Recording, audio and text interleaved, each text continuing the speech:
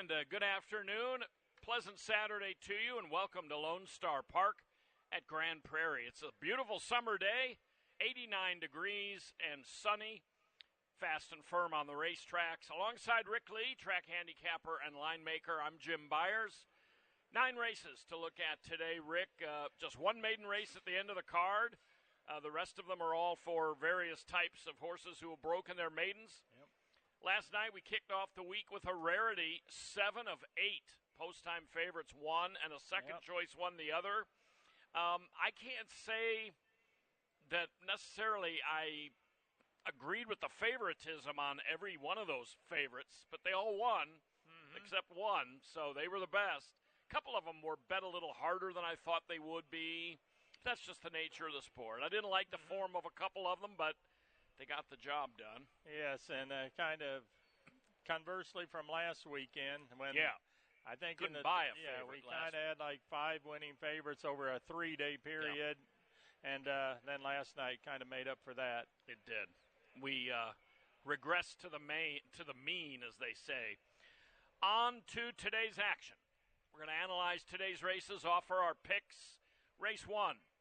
Happen to draw all older horses, 1 mile. These are $20,000 claimers, or you could be in if you were a non-winner of 2 or a non-winner of a race other than. Field of 7 in here. We will tell you right off the top, David Cabrera is off his mounts today. A little shaken up. Hopefully he'll be fine, but no David Cabrera. Will have all the jockey changes for you throughout the course of the day, but Race 1, interesting, because you don't often see a horse come back off a 17 and 3/4 length win like Zabul did in his last start on a off track. Neither of us picked him, but it's always interesting to see a horse come back off a romp, but we both landed on the 6. Yeah, Apollo Rising, the 6. I like him. I like the versatility. You can see wins with him. We're going right to the front. You can see wins where he comes from as far back as mid-pack. So love the versatility. A lot of his wins, and really fine races have been in Kentucky at Churchill Downs, Keeneland. You even see some good races in New York, including a $25,000 claiming win. Was moved to the barn of Diodoro, and who does an awesome job. He took this horse into a stake race at Sunland and ran third. That was a race without Lasik, so the race was okay. I wasn't enamored with that first start. They tried blinkers, front bandages at Turf Paradise in a turf race, and he kind of was one pace there. But now back to the main track. He likes 2 turns. He'll be forwardly placed, and again, we got Ramon Vasquez, our high percentage rider. So to me, I'm expecting him to run a little bit better than he did in his first 2 starts for Diodoro. If he can return to his Kentucky and New York form, he'll be a handful. Yeah, he was very consistent last year, and dating back to 2023.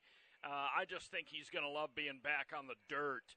McKinnon, the 2, no doubt named after one of the great hockey players in the game today, Nathan McKinnon. McKinnon, mainly a turfer. He's going to try the dirt. He's kind of the opposite of Apollo Rising. He was a vet-voided claim last August, went to the shelf, came back, has been competing in turf races. Your second pick is Zabul. He got a perfect trip that day and just drew off in an off-the-turfer. I don't think there's any way he duplicates that, but if he even comes close to it, he could contend again. Yeah, the Beyer was a 77, which means he basically ran his top again. You would have thought winning by 18, he'd have run an 87 Beyer figure, but I've since had a chance to review it since that race was a month ago, and the horses coming out of it have not run bigger numbers than they did finishing 18 lengths behind him. So I think the number's solid. It was a muddy track, too. Sometimes you catch the right field, a muddy track, and you just can err, which is exactly what he did there. But I'm with you. Of course, he can repeat. I'm just not expecting it.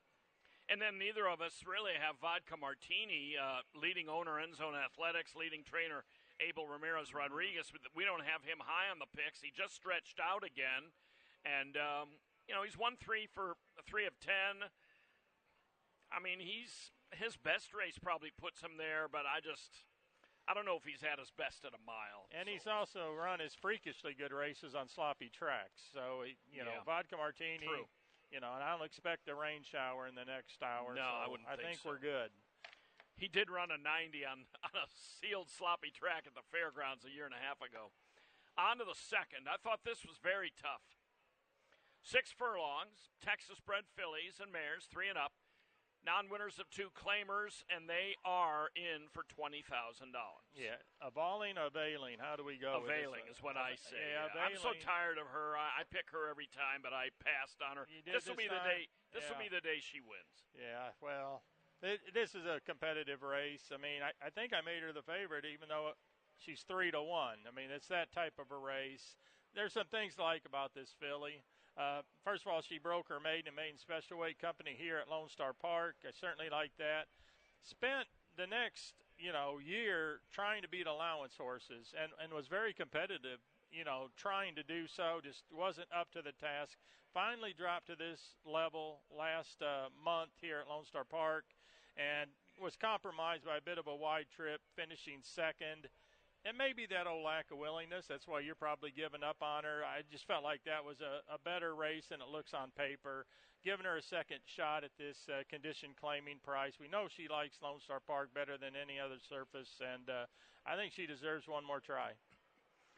I picked her so many times. She's run here 7 times. I bet I picked her 4 or 5 of those, including her win here in May of last year. That was her last and only win. I thought the drop would do the thing last time, and she did run a little better. To me, I mean, you could put her in against $100,000 stakes filly sprinters, and she'd probably run about the same as she does against these 20,000ers. So I'm going to try Moon Crater. Abel Ramirez, End Zone Athletics. They claimed her on May 25th. They put a very fast work into her on June 11th. I like to see that. I like when Abel Ramirez claims a horse and then works them. I also like when that barn has a fast work because they just seem to come back out and run well. This horse was claimed from Capalucci, and this filly does have a win here already at this meet, went gate to wire. I'm going to give her a shot. She's a 3-year-old. Don't love her, but I think this is a pretty wide open race. So, yeah, that barn's good off the claim. Abel. I mean, he's good off the claim, and then getting that fast work on a sloppy track. I could definitely see it. It's a competitive race, like I said. Nobody's going to take a lot of money in here. You got Noble Aware, who's first for a tag, back sprinting, a shorter distance. Could be dangerous for Steve. There's some, Everly's Queen, who's pretty low on the line. Just finished a really, really clear second in a race, going 2 turns. I don't know. All-American lady. She just wants to finish behind Availing like one Evidently. position. Yeah. She follows her. Yeah, it's like she follows her around there. I mean, she hits the board a lot, but I mean, she just cannot get past Availing. Exactly. Availing is her boo. Yes. On to race 3. This is kind of a May 9th rerun here. We got some contenders all coming out of a May 9th race. 5 Ace on Turf, optional claimer for fillies and mares, $20,000 the price tag. The starter allowance angle is $15,000 if you've started for that price last year or this. Yeah, the 5-year-old mare, Artistic Vision, Oklahoma bred, but she runs very well in open company. I mean, you got to love how she likes to win races. 11-time winner. Turf sprinting, she's won 3 of her 4 turf sprints. You can see 2 at Remington against open allowance rivals. This one is an optional claimer here today. Last time out here at Lone Star Park, exact same condition, and she wins by a length and a half. So a really good effort. Didn't break super alert, but did, save ground inside. I thought the number would come up a little faster, so once again I reviewed it, and I thought, no, it just wasn't a really fast race, even though she ran what appeared to be, if you just watched it, you'd think she'd run another 80. Yeah. That was a slightly slower race than she typically runs. I don't know. second time over this course, though, and just her willingness to win. Some horses like her, they run as fast as they have to win. We've seen a lot of them like that. I mean, Zenyatta could run a 110 and she could run a 90. It's just amazing. That was a typical mare who, just wanted to win every time. Yeah, that's really interesting. They're athletes, and the best of them are very competitive as well. Mm-hmm. Some of them seem to know where the wire is. I don't know if they really do or not, so that kind of plays into this. They just run as fast as they have to. She's also really reliable for other nice, strong races, even if she doesn't win. I couldn't go against her.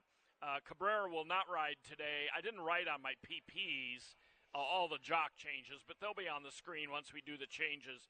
Someone else will ride her today. What's cracking is interesting to me. Just because I picked her second last time in that turf race with Geometric and San Mateo Cat and that bunch, she's been a darling in the claiming box, gets Vasquez and a first off the claim, and I kind of think maybe turf sprinting, she might be good enough for that. I mean, her New Mexico form wasn't bad. They released a lot of horsemen that wanted her. I mean, she might be kind of cheap. Your second pick is Bendeline, another one that just very game. Yeah, Bendeline is always game. All right, on to the fourth. 7 furlongs. There is not much 7 furlong experience in this race. That's the first thing I always look to in these 7/8 races, if there's anybody that seems to specialize in it. Texas Breds, 3 and up. $7,500 to claiming tag, and these are non-winners of 3. Yeah, another pretty contentious field here. The 4 Tap to Connect. This is non-winners of 3 for horses bred in Texas. This gelding cleared that second lifetime condition just 2 starts back here, April 27th. Really game winning by a neck. The runner-up, Mr. Jaws, came back to win, indicative of a good non-winners of 2 field. Shipped to Louisiana Downs for non-winners at 3, so obviously not a Texas-bred race, and he ran terrific, finishing second. Now, yeah, you could say it was a field of 4, but the winner was 2 to 5. So, to me, that was a really good race around 2 turns. Now cutting back to a sprint distance, Tap to Connect has just in terrific form at the moment, and I took her back just off the recent last 2 starts. Seems to be the best she's ever been right now, or he is. Yeah. It's a pretty wide open race, too. I went with Road Racer. Pretty lightly raced, has won 2 out of 3. This is that horse that came out here last year, won first asking against Texas Breds, came back almost exactly a year later, May of this season, caught a money track, won that one, put up a pretty nice figure, too, a figure that matches Tap to Connect's last race buyer, if I'm reading that right. Was Tap to Connect a 64 or 54? Okay, 54. So exceeds that, actually. Yeah. And then followed up and was well beaten against $50,000 optional claimers. That was a much tougher, too tough a spot.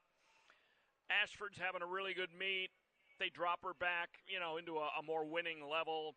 I'm going to take a shot with her over Midnight Humor. I really liked his last race. The fig wasn't there, but I thought Midnight Humor, he was blocked, had to wait for quite a while at the quarter pole, and was clearly best.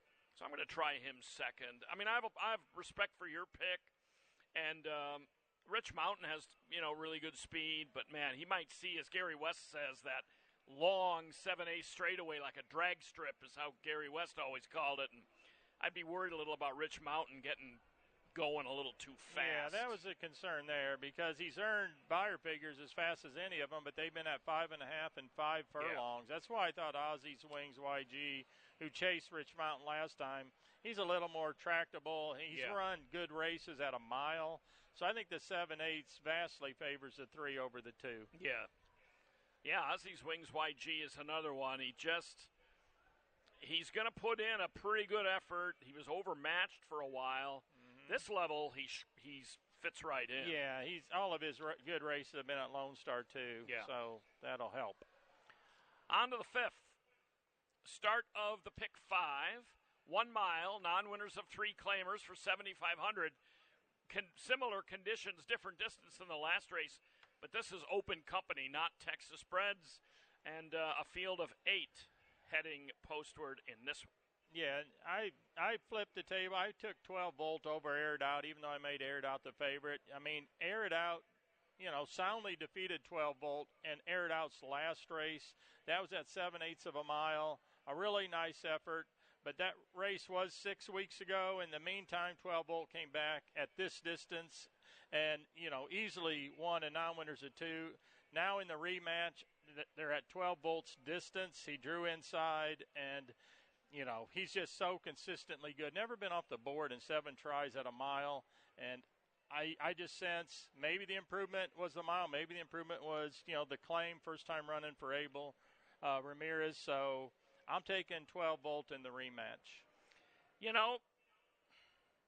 Looking at it now, I mean, that makes a lot of sense. I took 12 Volt third. I actually moved Cantharo Doro up in there into the second spot, getting back on the dirt. But I did go with Air It Out. This horse chased a lone speed ball last time out and then really drew off impressively as a heavy favorite. Time before that was with Asmussen and had been with Asmussen through the spring. Did show a win at Oaklawn, but didn't compete all that well over in Hot Springs, but seems to have gotten a little bit better since the move over here. Didn't do much of anything on opening night here, start number 1, but I'm going to stick with him.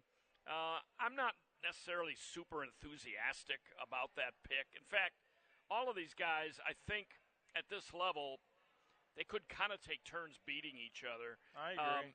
Couple of other interesting notes. Cawcab, the 4, half to Midnight Bourbon. Midnight Bourbon might be best remembered for being upended in the Haskell at Monmouth. Remember when, who was that Indian Charlie horse that came over and knocked him over in the Haskell? But anyway, and this horse was a $500,000 yearling, and man, it's too bad he has to be running now for 7,500. I don't like him in here. I just figured I'd point that out. Well, I wanted to remember Midnight Bourbon too. I could see people liking him in here just based on his races last fall, and he's been freshened. He hasn't raced since February. He comes back fresh. He could definitely win. Sure. And he's got a lot of back. Yeah, and that Valley Rolling Tide, his record at this distance is really good, and he's coming back at the same level that he ran May 9th when he finished second, and a clear second. It was well back to the third-place finisher. It's a pretty competitive race. I think it is.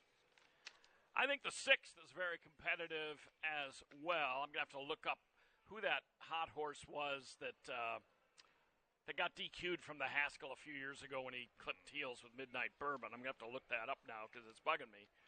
I think the 6th race is a pretty good raffle. Just a $10,000 claimer, no conditions, mile and a 16th on the lawn. Scratch number 6, Varsity. Yeah, this is the type of race that I typically make my best long shot, and I went with the 4 Legendary Lore. Last time out, ran for $17,500. This is a $10,000 claimer, and even though he finished 6th, he was beaten less than 2 lengths. He was bumped at the start, got behind a little bit more than he typically does, and then, again, finished well. I mean, beaten only a length and a half for 17.5, drops in for 10. If you look at his previous races, he won for $15,000 at Houston on the turf on March 7th. It was a DQ victory, but he's only beaten a nose, so, as far as he knows, he crossed the wire first. And I just like in limited starts how good he's been.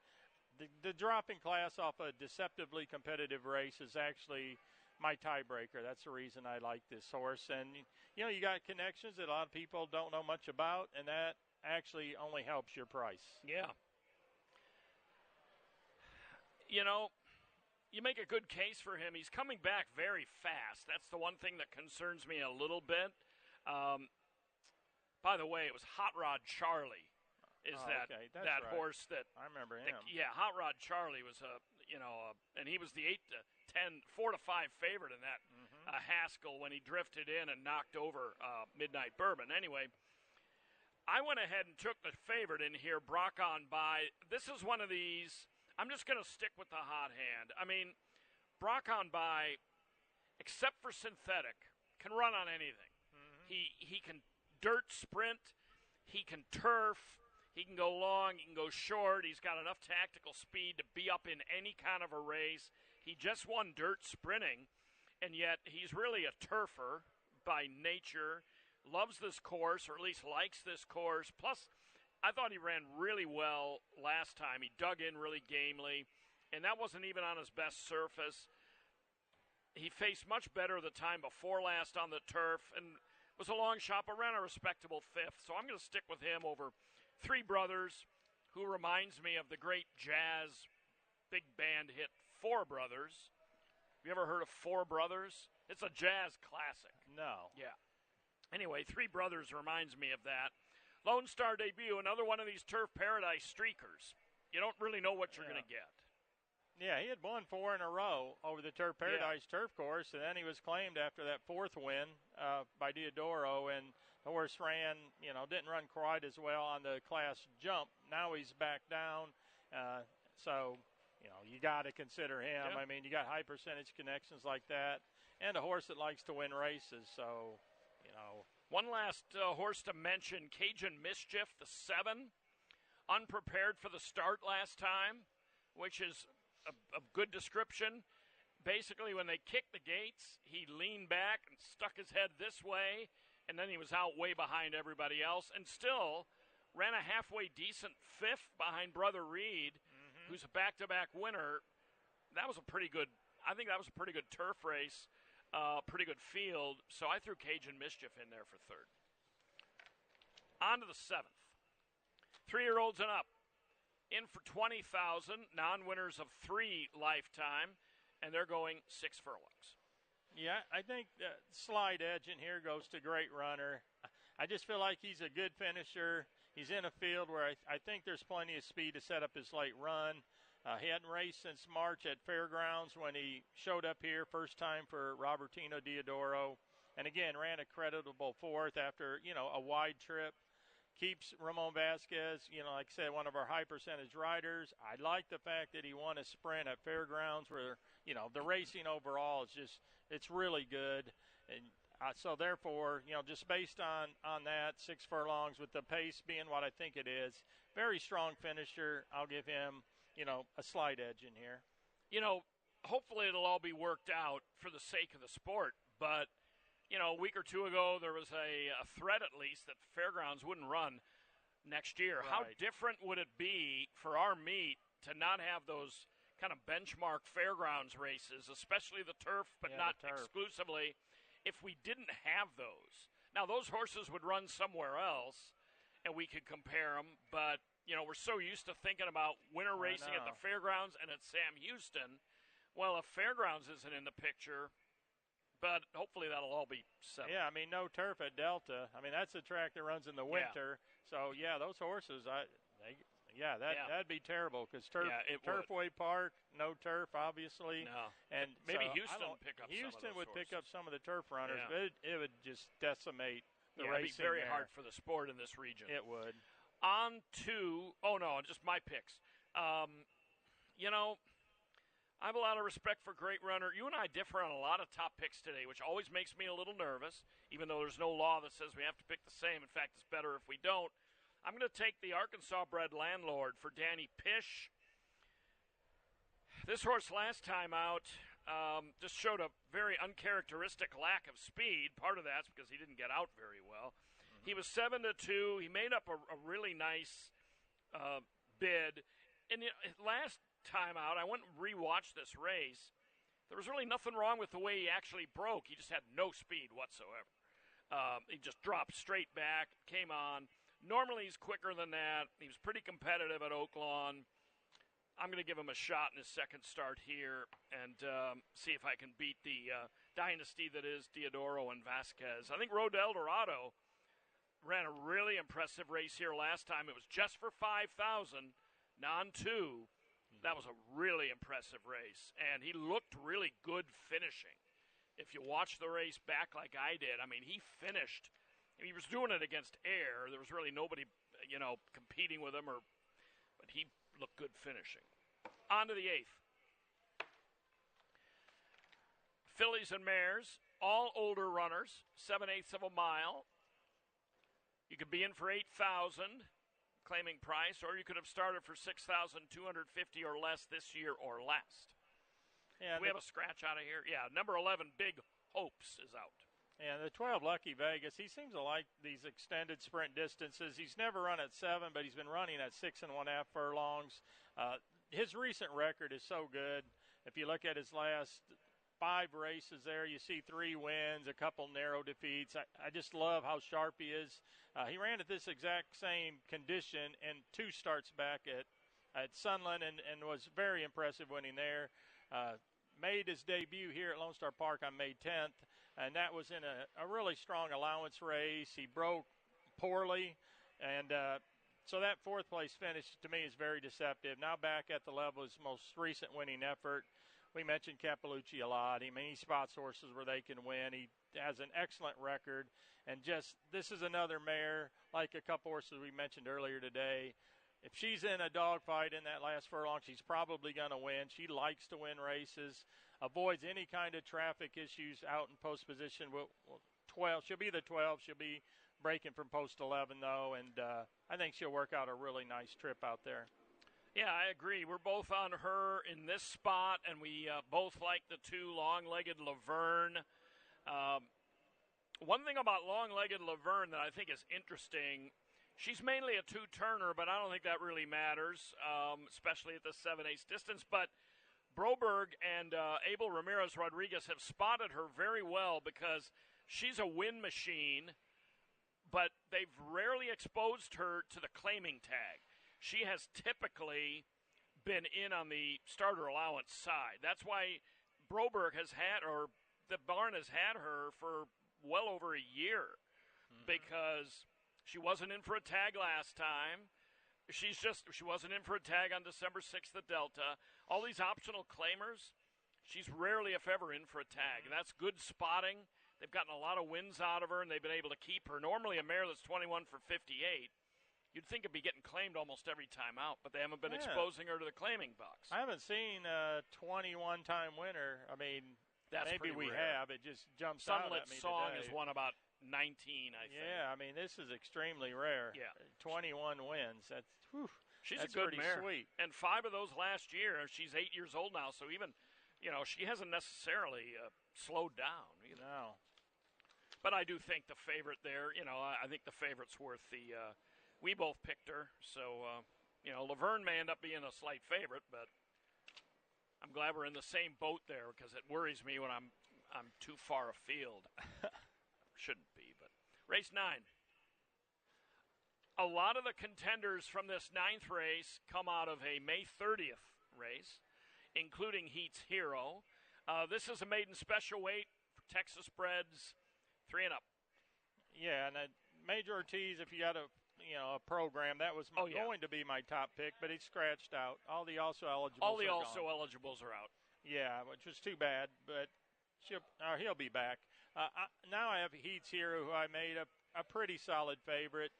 Was bet down to 3-2 last time at this exact same, class level condition, and was forwardly placed. Took over a short lead at the top of the lane and really battled gamely to finish a very close second. It was 3.5 lengths back to the 3rd place finisher, really indicative of a strong second place finish. You look at her last couple turf races, they've earned buyer figures at or above the par for this level. So is he the most likely winner? Yes. Is he going to offer any value? Probably not. Right. So if you want to look around and find, look for something with a little more value, I mean, that's, not a bad idea. Have at it. Yeah, it's not a bad idea. I think my comment to myself in here was, I think he's best on paper, certainly, but could be vulnerable. I mean, just because he had no excuses last time at 3-2 odds and ran a clear second, now he comes back trying to do the same exact thing. The work tab is pretty good since then, but there's some others you could consider. Your second pick is Sweet Attitude. Kerry Craddock does win a lot of races. Sweet Attitude is trying the turf for the first time, so that's always kind of an interesting. Am I looking at the right race? Yeah, I had Flying Tex will now be my second. I got the pick. wrong race here. Sorry. Sorry. I was on the wrong race. Flying Tex, second time turf. Yeah. Your pick for Ray Ashford. And I've got a second pick of, boy, my PPs are all messed up on this race. Who did I use second? The 5. Oh, yeah, he's charming. I thought this horse rallied pretty well last time, just kind of flattened a little bit. And so I don't know. There's some horses to look at. He may have needed the race. And he's charming will be a price. You don't get that on Stuart Elliott and Gellner very often. True. And the races last year at Lone Star over this course, were very good. So if your horse needed that race, then he's going to be live at a decent price. Yeah. So I like that pick. That horse definitely. I have Too Much Air. Usually gives a reasonably good account. You have him in there. So there's some others to look at. My apologies for getting my 8th race mixed up with my and Tiger Man McCool earned a strong buyer figure, in March at Houston, and then last time out took a lot of money running with Heats Hero, the other horses in here, and I'm not sure why. It was just kind of flat that day. But, it's a new day. Yeah. He gets back out here. If he's feeling good and he can duplicate that Houston race, then Tiger Man McCool, stands every chance to win, just like many others in here. Yeah. All right. I think that'll take care of it for today. We'll have those Cabrera jockey changes showing up on the crawl at the bottom of the screen. First post in 35 minutes. We do appreciate you please wagering early today. And tomorrow, 8-race card. We've got some video to show you tomorrow. I go off the board a little with some of tomorrow's picks. I think tomorrow could be an upset day. We'll see. And we'll see what happens today. So. Yeah, I don't think there's going to be a lot of chalk today, really. I think there's some competitive races, and, Heats Hero are picking the last. Not necessarily the most emphatic 7-5 morning line shot I've ever seen. Right. We'll see. But anyway, Rick, as always, thanks. Yeah, thank you. And thanks for joining us, and good luck this afternoon. In the event of an emergency, Lone Star Park is dedicated to ensuring the safety